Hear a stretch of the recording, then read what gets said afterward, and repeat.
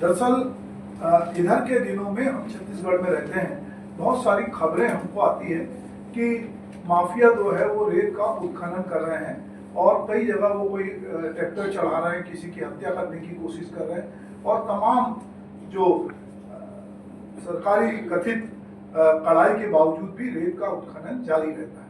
और वो उत्खनन जो है जिन नदियों से होता है, उन नदियों के आसपास के गांवों में क्या कुछ होता है, आनंद ने रेतीला उपन्यास के जरिए उसको बखूबी बहुत बारीकी से अपनी भाषा में प्रस्तुत किया है। जो एक बार अगर ये उपन्यास आपके हाथ में आता है तो आपको लगता है कि इस उपन्यास को पूरा पढ़ के खत्म किया जाए। यहाँ दरअसल बात ये हो रही है कि जो आनंद के पास भाषा है उसका एक वानगी मैं आपसे एक छोटा सा अंश पढ़ के आपके साथ साझा कर रहा हूँ। वह नदी उस गांव के पास से बहती थी। नदी एक पहाड़ से उपजी थी, पतली धारा सी।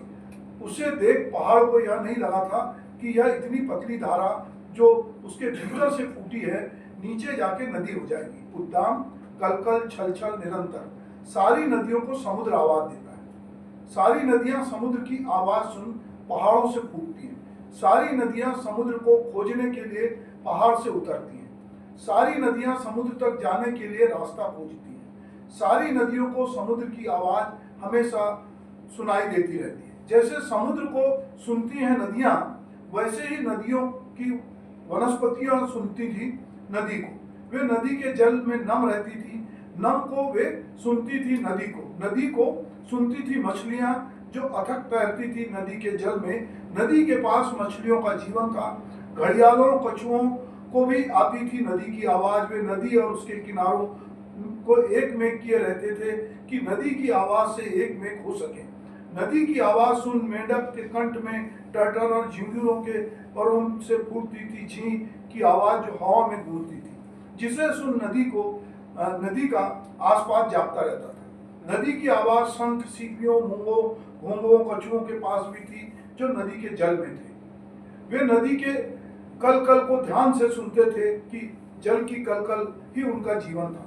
नदी की आवाज उन हंसों और बतखों के पास भी थी जिनके पंख के झटकने से नदी की आवाज का विस्तार आसमान की ओर होता था। यहाँ तक कि नदी की आवाज नदी के किनारे उगे पेड़ पौधे के पास भी होती थी। नदी की आवाज इन पेड़ पौधों पर मंडराती चिड़ियों तितलियों पतंगों के पास थी।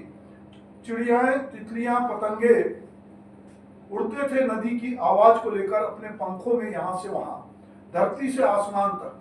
चिड़ियाएं तो नदी की आवाज को अपने घोंसलों में भी बचाकर रखती थी कि नवजात चूचे सुन सके नदी की आवाज।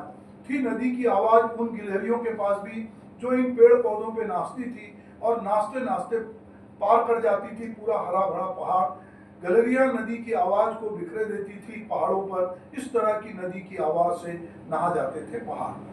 दरअसल आनंद के लेखन में आप जब पढ़ेंगे तो इस तरह की बहुत सारी चीजें आपको देखने मिलेगी।